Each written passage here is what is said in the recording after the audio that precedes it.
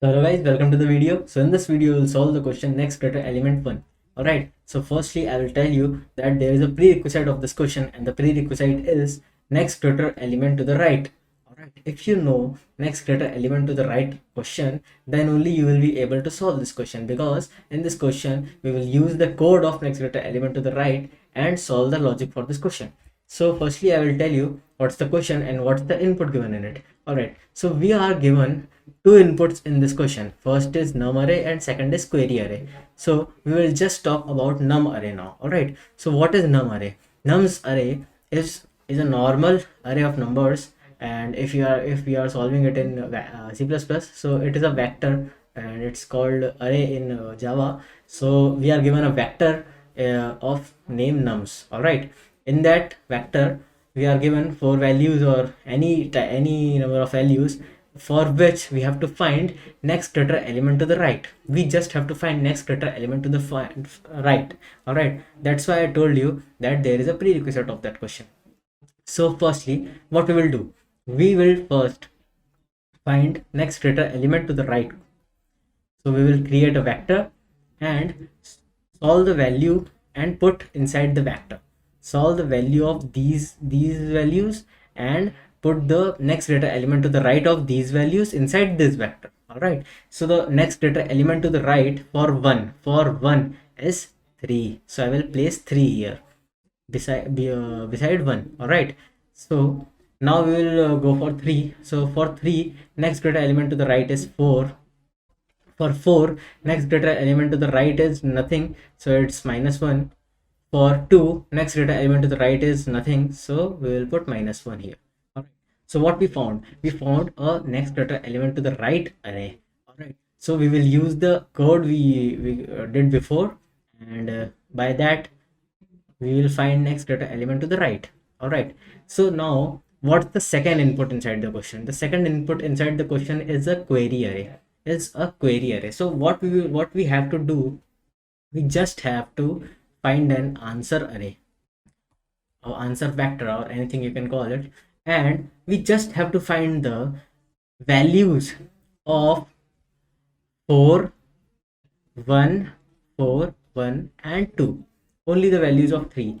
Only the next greater element to the right values. Alright. So what's the next greater element to the right of 4? What is next greater element to the right of 4? What is the answer? Answer is -1. What is next greater element to the right of 1? The answer is 3. It's given beyond. Right. And what's the next greater element to the right of 2? So it's again -1. So answer array is -1, 3 and -1. So how we will pursue it? We will just pursue it by first finding next greater element to the right. So we will just think that we are given with only nums array. Alright, and next greater element to the right, we have to find it by using the code we used before. So what we will get? We get 3, 4, -1 and -1. So now what we will do, we will create a unordered map. Why? Because inside unordered map, we can place a key in the front of value, right? Or we can say we can place a value inside the in the front of every key. All right. So we will place keys and values inside it, and keys and values are nums array and next greater element to the right values. All right. So keys are 1, 3, 4, 2, and values are, what are the values? The next greater element to the right of 1 is 3.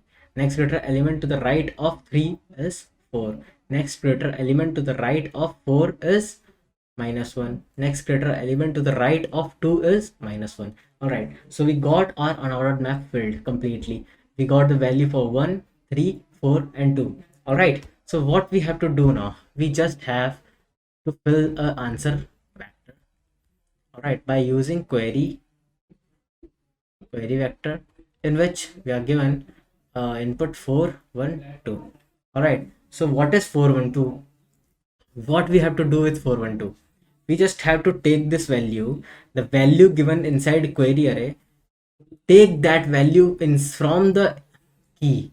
All right, take that value inside, take that value from unordered map inside key and place the value of it inside answer array.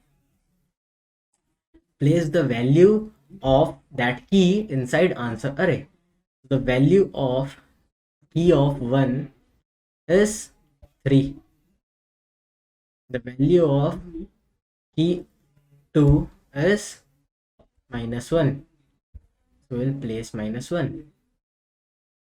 All right. So now the answer is same. All right, with what we did before. So this is the answer. We have to find this only. All right. So there are two constants also. Two constants are for this question. The main constant is we will get a query array in which all the numbers are from the nums array only. No new numbers are inside the query array. All the numbers might exist in nums array. It will definitely exist in nums array. All right. It has no option. It has to be inside the nums array. So what should I write? I should be write that all values of query vector will be in nums vector. All right. So what's the second constant?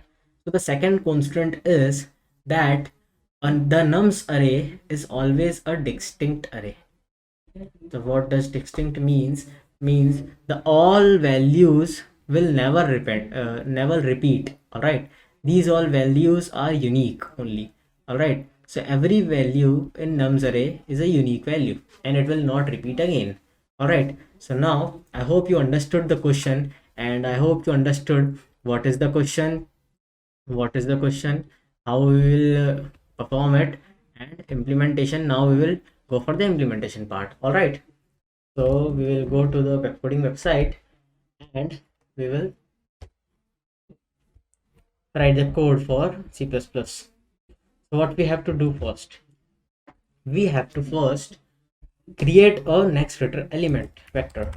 So we will create a vector for next getter element and we will call the function next getter element to the right so that it will give us all the values next getter element.